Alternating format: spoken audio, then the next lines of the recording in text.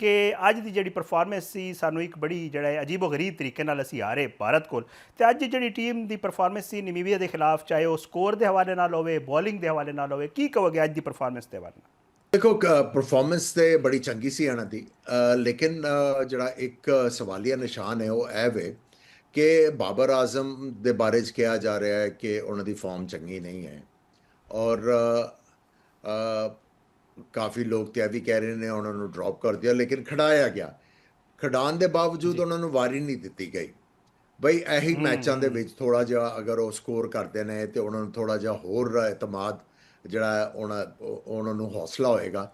ਲੇਕਿਨ ਮਸਲਾ ਇਹੀ ਹੈ ਕਿ ਪਰਫਾਰਮੈਂਸ ਠੀਕ ਹੈ, ਲੇਕਿਨ ਜਿਹੜੀ ਪਰਫਾਰਮੈਂਸ ਅੱਛੀ ਕਰਕੇ ਜੋ ਚੀਜ਼ ਤੁਸੀਂ ਲੈਣਾ ਚਾਹੁੰਦੇ ਹੋ, ਅਗਰ ਉਹ ਨਹੀਂ ਮਿਲੇਗੀ ਤਾਂ ਫਿਰ ਉਹ ਥੋੜਾ ਜਿਹਾ ਅੱਗੇ ਜਾ ਕੇ ਮਸਲਾ ਹੋ ਸਕਦਾ, ਕਿਉਂਕਿ ਅੱਗੇ ਜਾ ਕੇ ਤੁਹਾਡੇ ਬੜੇ ਤਗੜੇ ਮੈਚ ਆ ਰਹੇ ਨੇ।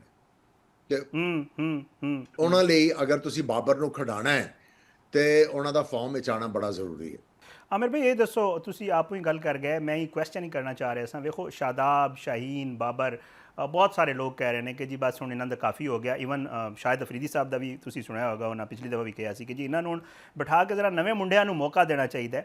तो इस दफ़ा इन्होंने सिर्फ एक तो शाहीन नूं बाहर किया, फिर अबरार नूं रेस्ट दे दिता, फिर तुसी आपू ही कह गए कि बाबर नूं खिडाया पर उन्होंने वारी नहीं दी। तो ये फिर क्या लग रहा है कि जी ਜਿਹੜੇ पुराने है ने वो फिलहाल खेडते रहणगे या उस मामले वाले पासे जा रहे हैं कि जी इन्हां नूं हुण बिठाण दी जिहड़ा है वो टाइम आ गया है? ਦੇਖੋ, ਤੁਹਾਡੇ ਕੋਲ ਜਿਹੜੀਆਂ ਨੇ ਨਾ ਆਪਸ਼ਨਸ ਬਹੁਤ ਹੀ ਥੋੜੀਆਂ ਨੇ, ਔਰ ਅਗਰ ਜਿਹੜੀਆਂ ਹੈ ਵੀ ਨੇ ਤੁਸੀਂ ਉਹਨਾਂ ਦੇ ਉੱਤੇ ਜਿਹੜਾ ਹੈ ਨਾ ਬਹੁਤ ਜ਼ਿਆਦਾ ਇਤਮਾਦ ਜਿਹੜਾ ਨਾ ਜ਼ਾਹਿਰ ਨਹੀਂ ਕਰ ਰਹੇ, ਤੇ ਫਿਰ ਤੁਹਾਨੂੰ ठीक है। ਤੇ ਇਹੀ ਕਰਨਾ ਪਏਗਾ। ਔਰ ਮੈਂ ਜਿਸ ਤਰ੍ਹਾਂ ਪਹਿਲੇ ਕਿਹਾ ਕਿ ਅਗਰ ਤੁਸੀਂ ਖਿਡਾਇਆ ਤੇ ਉਹਨੂੰ ਪੂਰਾ ਮੌਕਾ ਤੇ ਦਿਓ। ਉਸ ਤੋਂ ਬਾਅਦ ठीक। ਗੱਲ ਆਵੇ ਕਿ ਜੀ ਤੁਹਾਡੇ ਕੋਲ ਜ਼ਬਰਦਸਤ ਪਲੇਅਰ ਹੋਣਗੇ, ਲੇਕਿਨ ठीक। ਅਗਰ ਤੁਹਾਨੂੰ ਉਹਨਾਂ ਦਾ ਇਸਤੇਮਾਲ ਨਹੀਂ ਕਰਨਾ ਆਏਗਾ ਤੇ ਫਿਰ ਤੁਹਾਡੇ ਕੋਲ ਉਹ ਵਾਲੇ ਜਿਹੜੇ ਨਤੀਜੇ ਨੇ ਉਹ ਜਿਹੜੇ ਤੁਸੀਂ ਚਾਹੁੰਦੇ ਹੋ ਉਹ ਨਹੀਂ ਮਿਲਣਗੇ। ਸੋ ਮੈਂ ਫਿਰ ਇਹੀ ठीक। ਕਹਾਂਗਾ ਕਿ ਸਾਡੇ ਕੋਚ ਨੂੰ ਤੇ ਕਪਤਾਨ ਨੂੰ ਥੋੜਾ ਜਿਹਾ ਹੋਸ਼ਮੰਦੀ ਦੇ ਨਾਲ ਜਿਹੜਾ ਨਾ ਚੀਜ਼ਾਂ ਨੂੰ ਅੱਗੇ ਲੈ ਕੇ ਜਾਣ ਦੀ ਜ਼ਰੂਰਤ ਹੈ। ਅਗਰ ਉਹ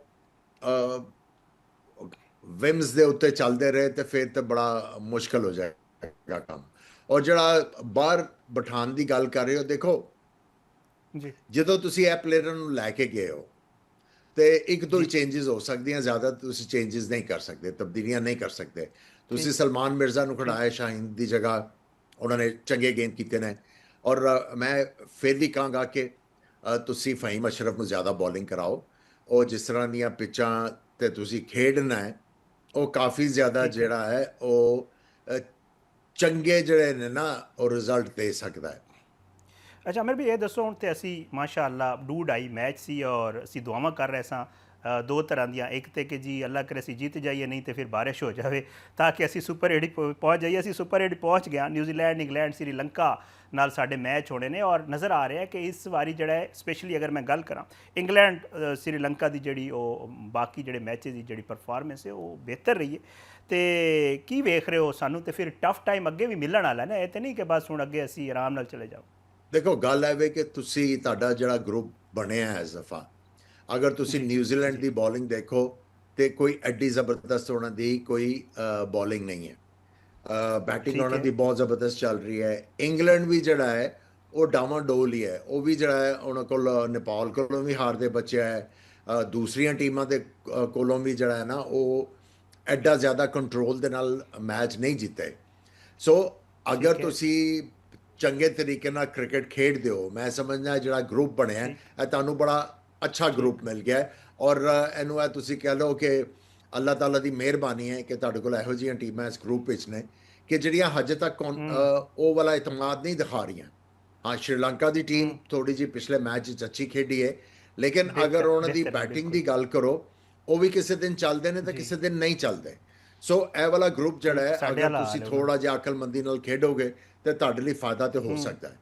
अच्छा आमिर भाई, ये भी दसो कि साडी टीम विच मैं चाहांगा, जाहिर है पहले भी तुहाडे नाल गल होंदी रहिंदी, अज भी दो असी मैच खेड चुके हाँ, कमियां कोताहियां कित्थे कित्थे ज़्यादा सानू फोकस करने की लोड़ है जिहड़ा कि साडे वास्ते अगे हैल्पफुल हो सकदा। ਦੇਖੋ, ਸਭ ਤੋਂ ਪਹਿਲੇ ਤੇ ਤੁਹਾਨੂੰ ਜਿਹੜਾ ਹੈ ਨਾ ਭਰਪੂਰ ਤਰੀਕੇ ਦੇ ਨਾਲ ਜਿਹੜੀ ਹੈ ਨਾ ਉਹ ਪਲੈਨਿੰਗ ਕਰਨੀ ਹੈ। ਸਟ੍ਰੈਟਜੀ ਤੁਹਾਡੀ ਚੰਗੀ ਹੋਣੀ ਚਾਹੀਦੀ ਹੈ, ਜਿਹੜੀ ਤੁਹਾਨੂੰ ਇੰਡੀਆ ਦੇ ਮੈਚ 'ਚ ਬਿਲਕੁਲ ਨਜ਼ਰ ਨਹੀਂ ਆਈ।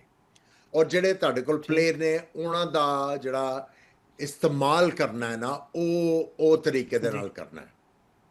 ਔਰ ਜਿਹੜੀ ਹੈ ਅਸੀਂ ਇੱਕ ਦਿਮਾਗ ਵਿੱਚ ਗੱਲ ਬਿਠਾ ਲਈ ਹੈ ਕਿ ਸਿਰਫ ਚੌਕਿਆਂ ਛੱਕਿਆਂ ਦੇ ਨਾਲ ਸਕੋਰ ਹੋਣਾ ਹੈ, ਉਹ ਥੋੜਾ ਜਿਹਾ ਦਿਮਾਗ ਵਿੱਚੋਂ ਪਰੇ ਕਰਨਾ ਹੈ। ਤੁਸੀਂ ਅਗਰ ਅਕਲਮੰਦੀ ਦੇ ਨਾਲ ਕ੍ਰਿਕਟ ਖੇਡਦੇ ਹੋ ਤੇ 16 ਚੌਕੇ 4 ਛੱਕਿਆਂ ਦਾ ਸੋਚਦੇ ਹੋ, ਜਿਸ ਦਿਨ ਤੁਹਾਡੇ 24 ਚੌਕੇ ਲੱਗੇ 6 ਛੱਕੇ ਲੱਗੇ ਤੇ ਤੁਸੀਂ 200 ਦੇ ਕਰੀਬ ਪਹੁੰਚ ਜਾਓਗੇ। ਜਿਸ ਦਿਨ 16 ਚੌਕੇ ਤੇ 4 ਛੱਕੇ ਲੱਗਦੇ ਨੇ ਤਾਂ ਤੁਸੀਂ 170 ਜਿਹੜਾ ਹੈ ਉਹ ਆਰਾਮ ਨਾਲ ਕਰੋਗੇ। ਔਰ ਜੋ ਸ਼੍ਰੀਲੰਕਾ ਦੀਆਂ ਜਿਹੜੀਆਂ ਇਸ ਵੇਲੇ ਕੰਡੀਸ਼ਨਸ ਨੇ ਉਹ ਇਹੀ ਦੱਸ ਰਹੀਆਂ, ਸਵਾਏ ਪਹਿਲਾ ਕਹਿਲੇ ਤੋਂ ਉਹ ਇਹੀ ਦੱਸ ਰਹੀਆਂ ਕਿ ਅਗਰ ਤੁਸੀਂ 160 65 ਵੀ ਕਰਦੇ ਹੋ ਤੇ ਉਹ ਵਿਨਿੰਗ ਸਕੋਰ ਹੋ ਸਕਦਾ।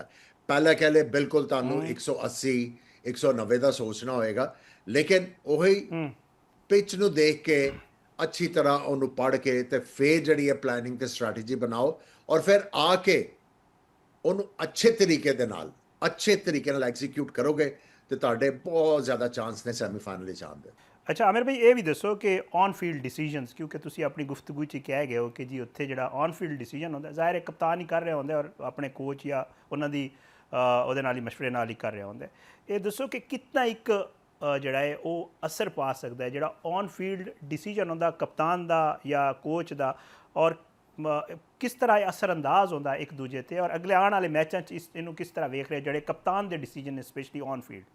ਦੇਖੋ ਜੀ, ਇੱਕ ਤੇ ਪਲੇਅਰ ਆਪਣੀ ਜਿਹੜੀ ਨਾ ਉਹ ਤਿਆਰੀ ਕਰਦਾ ਹੈ ਔਰ ਦੂਸਰਾ ਟੀਮ ਦੀ ਤਿਆਰੀ ਹੁੰਦੀ ਹੈ। ਉਹ ਜਿਹੜੀ ਤਿਆਰੀ ਕਹਿ ਰਹੇ ਹੋ ਸਟ੍ਰੈਟਜੀ ਨੂੰ ਕਹਿੰਦੇ ਨੇ। ਉਸ ਤੋਂ ਬਾਅਦ ਅਸੀਂ ਕਿਸ ਪਲੇਅਰ ਨੂੰ ਕਿਸ ਤਰ੍ਹਾਂ ਆਊਟ ਕਰਨਾ ਹੈ, ਕਿਸ ਬੋਲਰ ਨੂੰ ਅਸੀਂ ਕਿਸ ਤਰ੍ਹਾਂ ਖੇਡਣਾ ਹੈ, ਇਹ ਸਾਰੀ ਜਦੋਂ ਟੀਮ ਪਲੈਨਿੰਗ ਹੋ ਜਾਂਦੀ ਹੈ ਤੇ ਫਿਰ ਉਹ ਪਲੈਨਿੰਗ ਜਿਹੜੀ ਹੈ ਉਹ ਐਗਜ਼ੀਕਿਊਟ ਕਰਨਾ ਕਪਤਾਨ ਦਾ ਕੰਮ ਹੈ।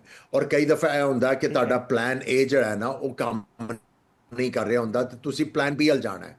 ਤੁਸੀਂ ਐਜ਼ ਅ ਕੈਪਟਨ ਜਿਹੜਾ ਨਾ ਉਹ ਜਲਦੀ ਜਿਹੜਾ ਨਾ ਸੋਚ ਕੇ ਤੇ ਅਗਰ ਮੁਸ਼ਕਿਲ ਹਾਲਾਤ ਨੇ ਉਹਦੇ ਲਈ ਕੋਈ ਨਾ ਕੋਈ ਜਿਹੜਾ ਹੈ ਨਾ ਤੋੜ ਕੱਢਣਾ ਹੁੰਦਾ ਹੈ।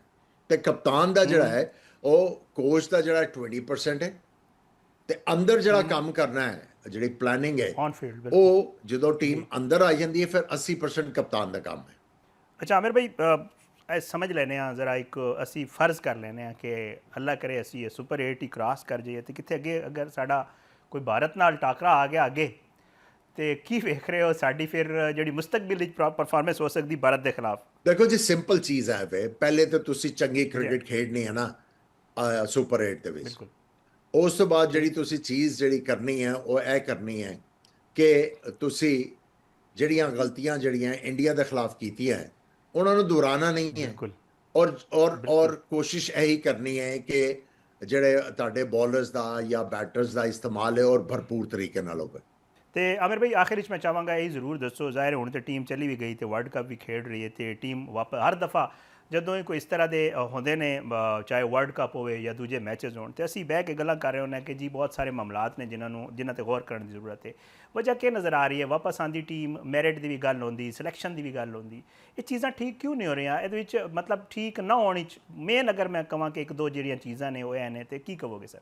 ਸਭ ਤੋਂ ਪਹਿਲੇ ਇਹ ਜੀ, ਇਹ ਜਿਹੜੇ ਅਸੀਂ ਸਾਰੇ ਪੁਰਾਣੇ ਕ੍ਰਿਕਟਰਸ ਆ, ਸਭ ਤੋਂ ਵੱਡੀ ਪ੍ਰੋਬਲਮ ਅਸੀਂ ਆ, ਕਿਉਂਕਿ ਜਿਹੜਾ ਵੀ ਚੇਅਰਮੈਨ ਆਉਂਦਾ ਅਸੀਂ ਕੁਝ ਲੋਕ ਜਿਹੜੇ ਆ ਉਹਨਾਂ ਨੂੰ ਗਲਤ ਜਿਹੜਾ ਮਸ਼ਵਰਾ ਦਿੰਦੇ ਆ, ਉਸ ਤੋਂ ਬਾਅਦ ਜਿਹੜਾ ਹੈ ਉਹ ਫਿਰ ਉਹਨਾਂ ਨੂੰ ਆਪਣੇ ਥੱਲੇ ਲਾ ਕੇ ਤੇ ਕੰਮ ਕਰਾਈ ਚਾਹੀਦੇ ਨੇ।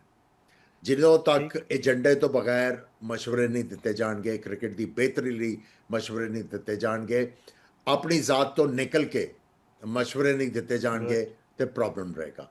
ਔਰ ਦੂਸਰਾ ਤੁਹਾਡਾ ਜਿਹੜਾ ਮੈਰਿਟ ਦੇ ਉੱਤੇ ਸਿਲੈਕਸ਼ਨ ਥੱਲੜੇ ਲੈਵਲ ਤੇ, ਜਦੋਂ ਮੈਂ ਅੰਡਰ 19 ਅੰਡਰ 16 ਤੇ ਉਸ ਤੋਂ ਬਾਅਦ ਜਿਹੜੀ ਤੁਹਾਡੀ ਫਰਸਟ ਕਲਾਸ ਕ੍ਰਿਕਟ ਹੈ ਉਹਦੇ 'ਚ ਮੈਰਿਟ ਦੇ ਉੱਤੇ ਡਿਸੀਜਨ ਨਹੀਂ ਹੋਣਗੇ, ਸਿਲੈਕਸ਼ਨ ਨਹੀਂ ਹੋਏਗੀ। ਔਰ ਸਿਲੈਕਸ਼ਨ ਵੀ ਉਹ ਵਾਲੀ ਹੋਏਗੀ ਕਿ ਜਿਸ ਪਲੇਅਰ ਦੀ ਟੈਕਨੀਕ ਚੰਗੀ ਹੈ, ਐ ਨਹੀਂ ਕਿ ਉਹ ਛੱਕੇ ਬੜੇ ਲੰਬੇ ਮਾਰਦਾ, ਉਹ ਗੇਂਦ ਬੜੇ ਤੇਜ਼ ਕਰਦਾ। ਜਿਹਦੀ ਟੈਕਨੀਕ ਹੈ ਉਹਨੂੰ, ਜਿਹਦੀ ਚੰਗੀ ਟੈਕਨੀਕ ਹੈ ਉਹਨੂੰ ਖਿਡਾਓ, ਮੈਰਿਟ ਤੇ ਖਿਡਾਓ ਤੇ ਫਿਰ ਹੀ ਜਾ ਕੇ ਚੀਜ਼ਾਂ ਠੀਕ ਹੋਣੀਆਂ।